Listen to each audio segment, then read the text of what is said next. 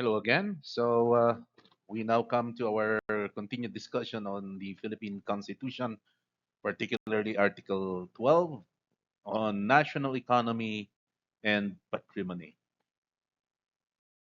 So, what is national economy then? No, actually, the term is not defined under the 1987 Constitution. Again, probably to give leeway to the interpretation by the Supreme Court or by the courts of what it would mean national economy. And of course, it also gives probably a breathing space for the legislature to define what national economy is in response to or in legislating these constitutional mandates or constitutional provisions.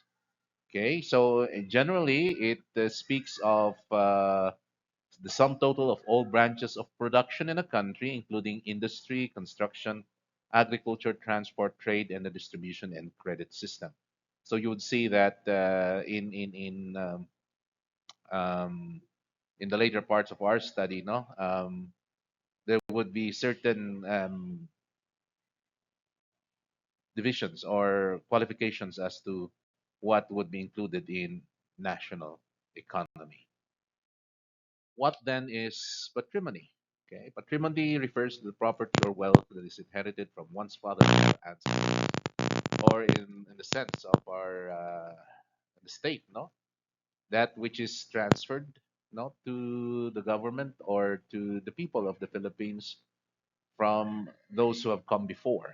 Okay, and well, those historical rights probably we can consider as a part of our patrimony.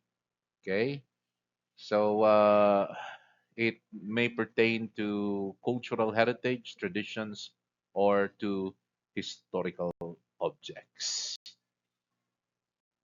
Provisions of the Constitution speaks of goals of the national economy. And what are these goals? It is for the a more equitable distribution of opportunities, income, and wealth.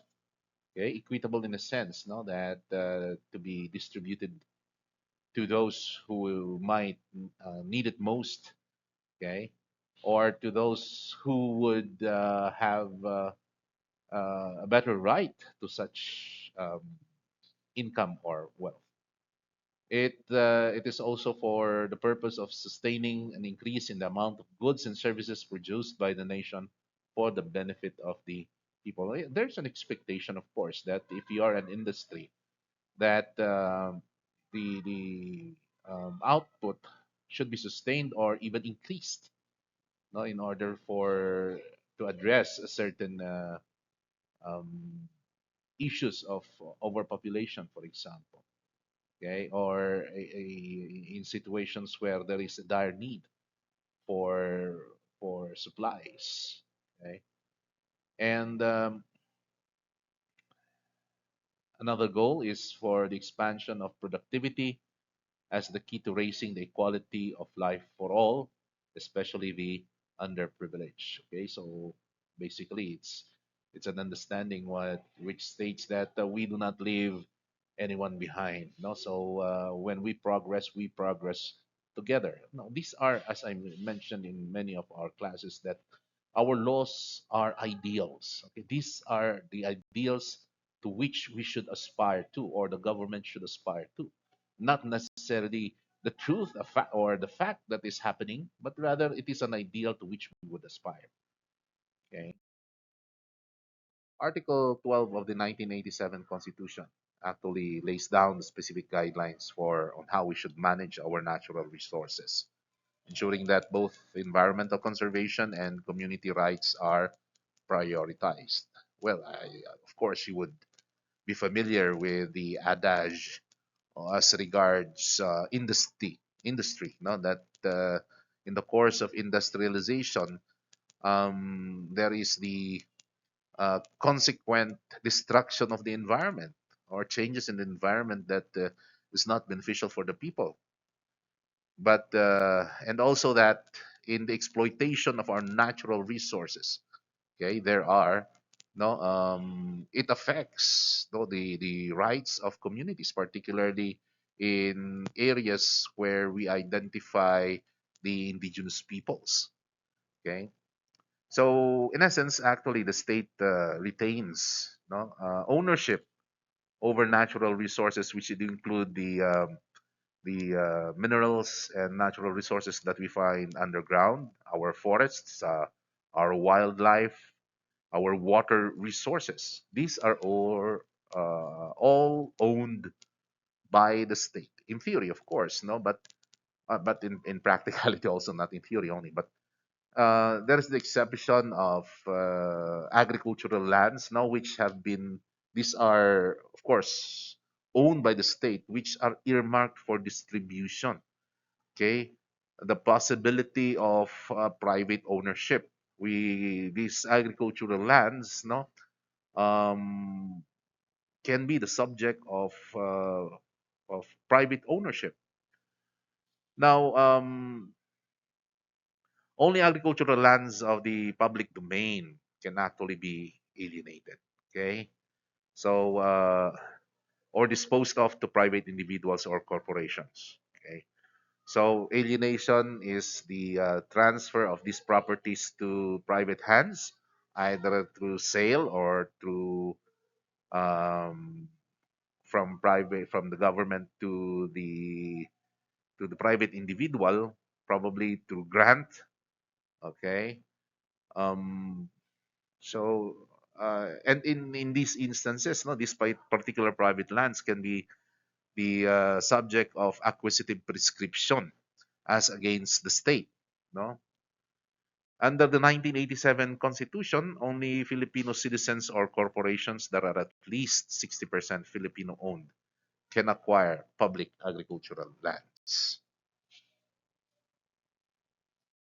The Philippines recognizes a doctrine known as the regalian doctrine, no, where the under the case of Carino versus Insular Government 1909, it spoke that the Supreme Court said that the universal feudal theory that all lands were held from the crown is the concept of the regalian doctrine. Now, this particular doctrine, if you would study it in detail, it says that all lands and natural resources were originally owned by the crown, by the king, no, by the sovereign or by the state, and thus, in that instance, no, the state now legally owns, okay, all lands, okay, except of course those which have been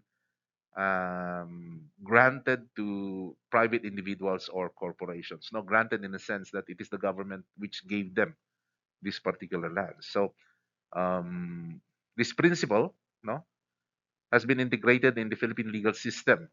Okay, even after the country transitioned from the Spanish rule to the American sovereignty. No, so remember that under Spanish rule, we were under the King of Spain.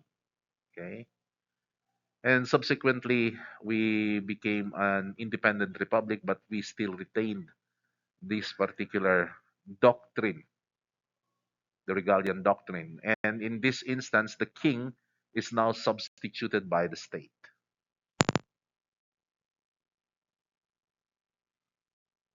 We find the regalian doctrine in section 2, which speaks of all lands of the public domain, waters, minerals, coal, petroleum, and other mineral oils, all sources of potential energy, fisheries, forest, or timber, wildlife, flora and fauna, and other natural resources are owned by the state.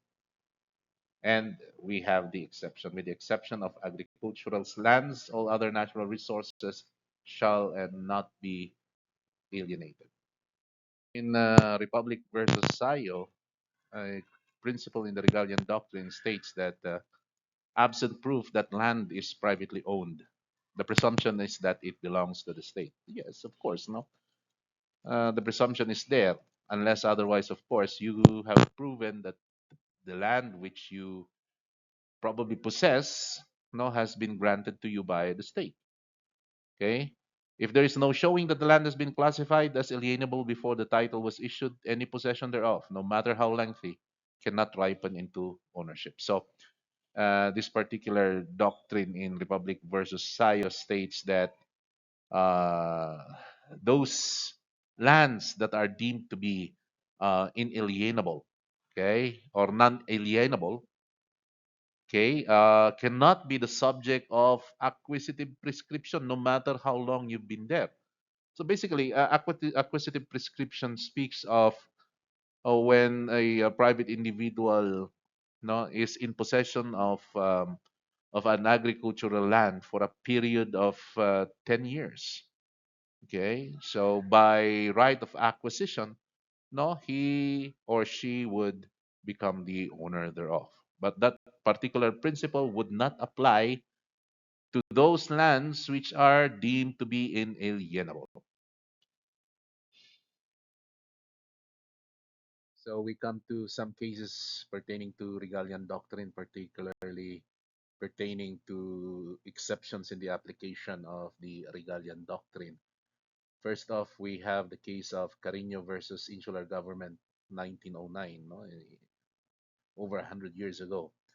So Carino is a an Ibaloy or an Igorot, yeah, an Ibaloy rich person, a Baknang, who sought not to have his properties be um, titled. Okay, that's for the insular government in the sense that it is the United States, the American government, not to recognize his ownership over parcels of land, no, located in Baguio City, and these parcels of land, no, are over several hectares wide. Okay, so in this particular case, the it speaks of an exception to the regalian doctrine, which upheld that the natives of the Philippines, okay, their right over their properties can prevail over state ownership. Now, in the application of the principles, now, the United States Supreme Court recognized now the application of the regalian doctrine, but also recognized that under the old Spanish laws that govern the Philippines, that it actually the laws of Spain actually recognized that those natives, no, who may have ownership and possession of parcels of land, no, if it has been as we say now and since time immemorial, and that they actually no by acquisitive prescription no acquire title over their parcels of land, even if they are not there is no document to prove such particular title. And this is also recognized by the Supreme Court of the United States, no, which essentially recognized these native titles. Okay, so this is the case of Carino versus Insular Government. So it faced the pre-colonial rights of indigenous peoples to their lands under customary law. But well, that is how some um, authorities would say it is based on customary law. But now it is based upon Spanish law. Okay, based upon Spanish law. To my mind, as I've read the case itself. Another case is the Director of Lands versus the Intermediate Appellate Court, 1987 case wherein the Supreme Court reaffirmed no that the lands no that are not no that were not declared to be alienable and disposable still remain no to the state. Okay, so any claim of private ownership of over these public lands must be proven with unequivocal evidence of government grant or classification. So if you cannot show that, then the presumption is that these particular lands are still or still remain with the state. Okay, so you must prove that these parcels of land have been granted to you by the state.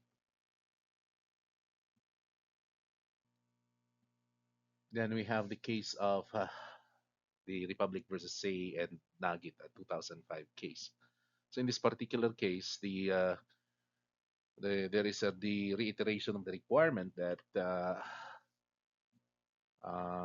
release of public lands, no, for private use must be done through an official act of government. So a declaration, for example, that these lands are alienable and disposable. And how do we do that? No, currently, the manner by which we determine the alienability of these public lands, we go to the DNR, okay, and seek a certification that these parcels of land are alienable and disposable. No, without a positive act from the government which released these particular parcels of land as for to be used, no, as agricultural lands for disposition and for private ownership, no, um, these public lands remain with the state.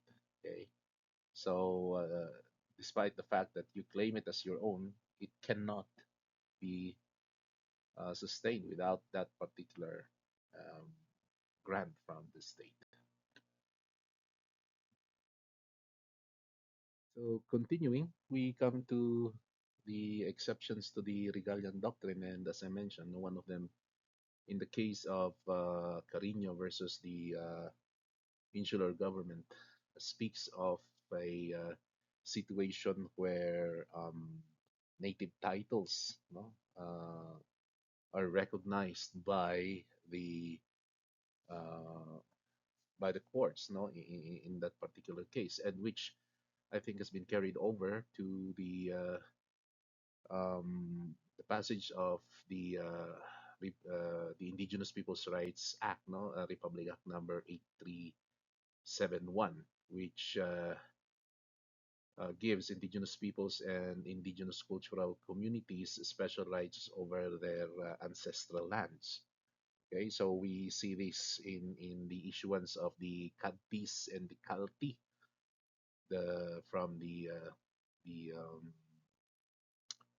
um, the NCIP. Okay, so the Kadti is the certificate of ancestral domain title, and the Kalti is the certificate of ancestral land titles. Okay, so according to the principles laid out in the law, that these particular lands, no, ancestral lands and our ancestral domains are not to be considered as part of the public domain and or of public land, no, and that the indigenous peoples may assert their ownership over these lands based on traditional laws and customs. Okay, so that's the ancestral lands and domains. We have the land grants, no. The state has been the state recognizes, no, grants that have been issued, okay, or lands that have been released during the under the Spanish crown, no, when we were under Spanish rule. Okay, so during this particular time of our history, certain private land grants were given out by the crown, no, to individuals, to corporations, no, and these particular grants remain valid, okay, under Philippine law if it were properly documented. And these lands are an exception again to the state ownership claim under the regalian doctrine.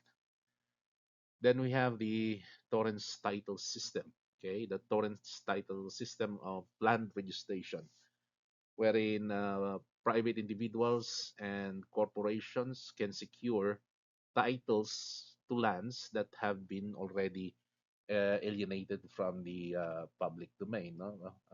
So it is these particular lands have already been released, no, from the by the state, no, for uh, um, no for private ownership.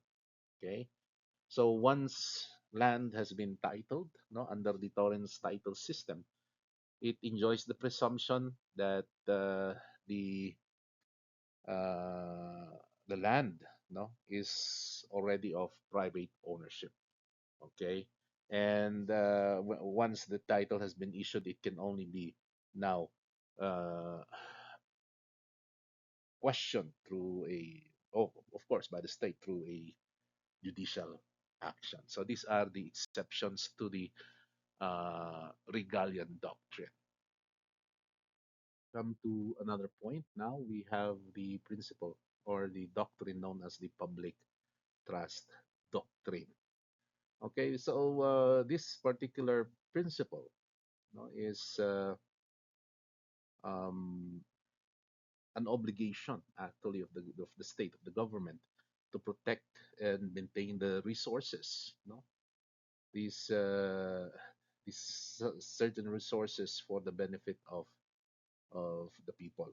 Okay, so as regards national economy and patrimony, the doctrine emphasizes that certain assets, such as natural resources and public utilities, should remain under the control of the state or or be subject of stringent oversight to ensure that they serve the common good.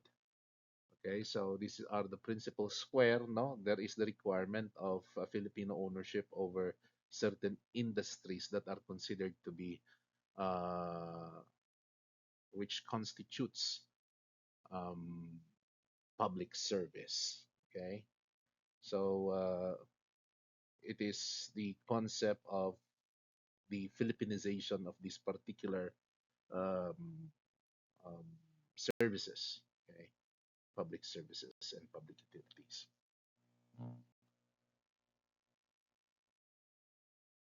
The Constitution speaks of reserving to the citizens of the Philippines or to corporations or associations at least 60% of whose capital is owned by such citizens, not by Filipino citizens, or such higher percentage as Congress may prescribe in certain areas and investment.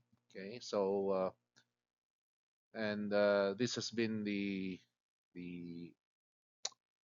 there's been a clamor for a situation where we require additional foreign investments in order to kickstart our economy, and to help our ailing economy at times. No, in the and because of these particular restrictions, foreign investors, are limited, considering that many of the industries that are um, pertaining to our national economy and patrimony are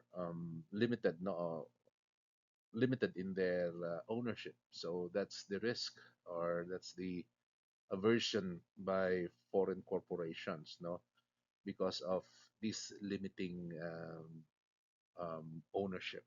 But with the new Public Services Act, also known as the NPSA, which was signed into law on March 21, 2022, there's a redefinition of the scope of public services, and therefore, no, um, it now opens the possibility of certain industries that have been already excluded, as to be now available for a greater foreign ownership. Okay, so that was actually the purpose of the law. Under the law, a public utility is a business or service engaged in regular supplying the public with some commodity or service of public consequence, such as electricity, gas, water, transportation, telephone, or telegraph services. And in order to constitute a public utility, the facility must be necessary for the maintenance and life and occupation of the residents. So outside the scope of this particular definition of public utility, no, is open now to um, the exception to the proscription by the Constitution pertaining to foreign ownership. The law provides for a more specific definition of public utilities and identifies them to the distribution of electricity, transmission of electricity, water pipeline distribution systems, sewerage pipeline systems, seaport, and other public utility vehicles. So historically, the term public utility has been broadly defined, and therefore, the foreign ownership of these particular enterprises were strictly limited. where the Constitution, as I mentioned, limits foreign ownership in public utilities to 40%, with the remaining 60% reserved for Filipinos. Now, with the new definition of public utility, the only enterprises that fall under this limited definition remain subject to the 40% foreign equity restriction, meaning that those identified as in this particular uh, definition, the public utility, no, is where 40% can only be owned by foreign corporations. But the rest, no, which was traditionally identified as public utilities, can now be the subject of more than 40% ownership by foreign corporations. So the Constitution, no, requires certain industries, certain enterprises be uh, at least 60% Filipino owned, no? So for the exploration, development, and utilization of natural resources, okay? So 60% of post capital is Filipino owned, okay? But the agreements shall not exceed a period of 25 years, but renewable for another 25 years. The use and enjoyment of our maritime wealth, no, in its archipelagic waters, territorial sea, and exclusive economic zone. As you well know, the EEZ from the baselines, no, yung Batayang Guhit, Pilipinas. Okay, the baselines, 200 nautical miles from that particular baselines is the Philippines exclusive economic zone, which, according to international law, okay, particularly on the UN Convention on the Law of the Sea, okay, that it is for the exclusive use of the Philippines. So, as we define it, it says that it is the exclusive economic zone. Okay, so of course, each particular country has their exclusive economic zones of 200 nautical miles from their respective baselines. So that is, of course, exclusively reserved for them. Similarly to the Philippines, that this particular 200 nautical miles is exclusive for the exploitation uh, the of the Philippines by the Filipinos. Under the Constitution, no, speaks of Filipinos.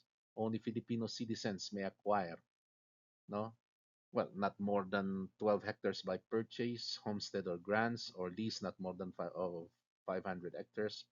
Private corporations may lease not more than 1,000 hectares for 25 years, which is renewable for another 25 years. So this is the limitation pertaining to the use and acquisition of alienable lands of the public domain. Okay, so when we speak of these alienable lands, this speaks of agricultural lands only. So apparently, the common understanding is that ownership of real properties is exclusively for Filipinos. But under the Constitution itself, no, there are exceptions to former Filipino citizens, no, who were Filipinos previously before they lost it, either by being naturalized in another foreign country, no, except by what do you call this? Succession, no. They inherit it from their Filipino parents, no, which of course recognizes the concept of inheritance, no? And an exception to that is that Philip, former Filipino citizens can actually acquire private residential lands, no, subject, of course, to certain restrictions that is to be passed that is passed by Congress, no. So one of these restrictions, yeah, an exception to the restriction is that if the former Filipino citizen intends, no, to make this particular um, residential land, no, to be used as his permanent residence, like that he's returning to the Philippines permanently and would use this particular land he purchased as his or her residence. So that is one exception. Okay. So a joint venture is within the purview of an association as prescribed under Section 11, Article 12. Okay. So this joint venture, no, which is engaged in the business of operating a public utility such as shipyards, must comply with the 60%, 40% capitalization requirement. 60% owned by Filipinos and 40% by the foreign capitalization. Okay, so a joint venture usually pertaining to corporations, no, agreeing to a totally or obliging themselves to do a particular project. Okay, um, together. Okay, so it still holds true that the application of the 60% and 40% Filipino foreign capitalization is uh, to be followed. So the general rule as pertaining to acquisition and ownership and transfer of public and private lands is that, save in cases of hereditary succession, no private land shall be transferred or conveyed except to individuals, corporations, or associations qualified to acquire or hold lands of the public domain. Okay, that is under Section 7, Article 12.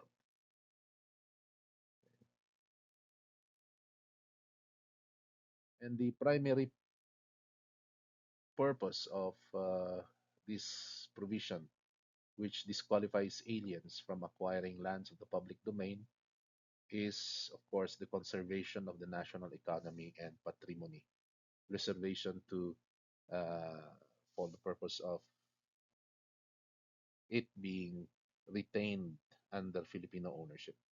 Okay, so we've been hearing in the news about the acquisition of certain public lands or lands, private lands by um, Chinese investors. Okay, so they skirt no the uh, requirements by probably making use of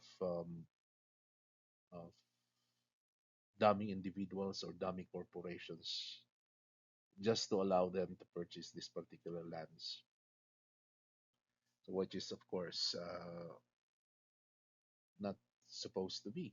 Okay, so for the Filipinos, under the case of Register of Deeds of Rizal versus Ong Sui Si Temple, speaks of land tenure not being indispensable to the free exercise of religious profession and worship. And as a religious corporation controlled by non-Filipinos cannot acquire the own lands even for religious use or purpose. Okay, so there is the waiver as to the requirement of the Filipino nationality requirement pertaining to the acquisition of lands, no, as against freedom of religion and freedom of worship.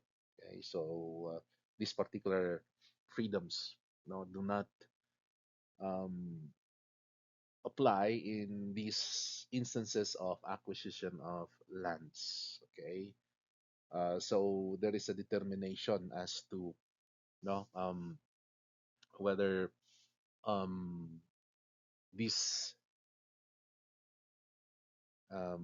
lands or these churches uh, are truly no of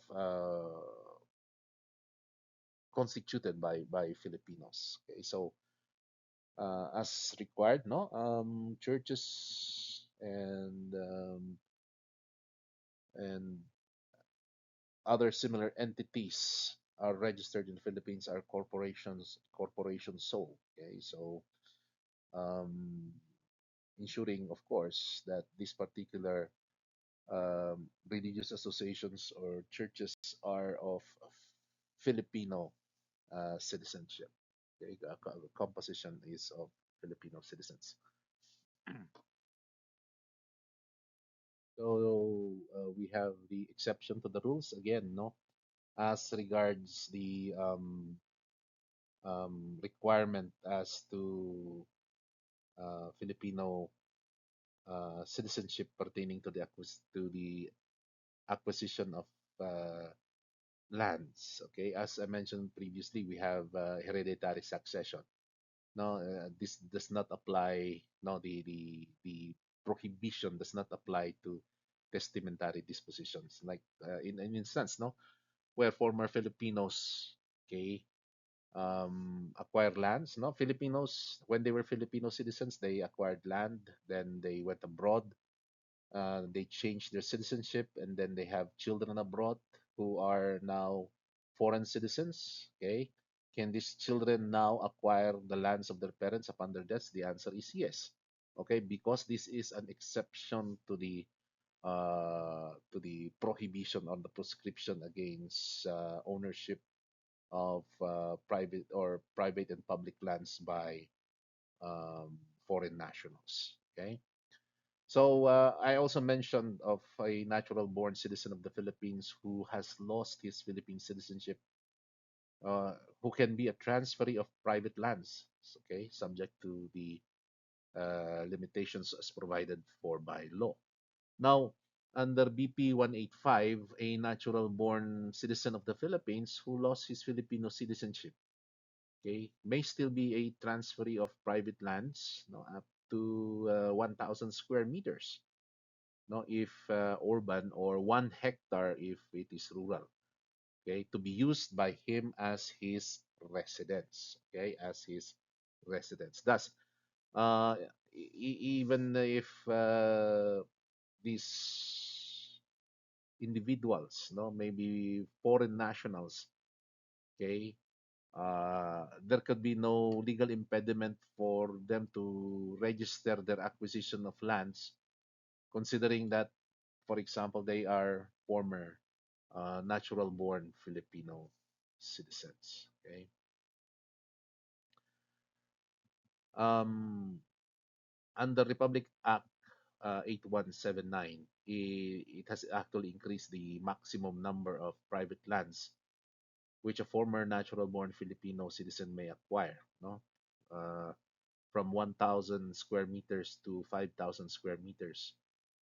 Okay, and from one what do you call this? From 1 hectare, no, to 3 hectares for rural lands. Okay, and apparently it is no longer only for the purpose of residence, but may also be used, no, for business and other purposes. Okay, but essentially the prior requirement is that this will be made, no, as their residence. So, what are the remedies against disqualified aliens who acquired lands? No, so it is through cheat proceedings. Okay, it's cheat proceedings. So this is an act of government to recover, no, these lands, okay, from these individuals, okay, so who acquired them when they were disqualified. Or another is an action for reversion in instances where titles has been issued to these particular aliens. Okay, so in the case of Baguio versus the Republic, GR number 119682, the action for the state for reversion to public domain of land fraudulently granted to private individuals is imprescriptible. Okay, so there is no period of prescription for this particular remedies. Okay, so the director of lands has the authority and the specific duty to conduct investigations of alleged fraud in obtaining free patents and corresponding titles to alienable public lands. And if facts disclosed in the investigation warrant, to file the corresponding court action for reversion of the land to the state. Okay. The case of Republic versus Court of Appeals, 172 SCRA 1. Okay, so that's it for this particular specific topic.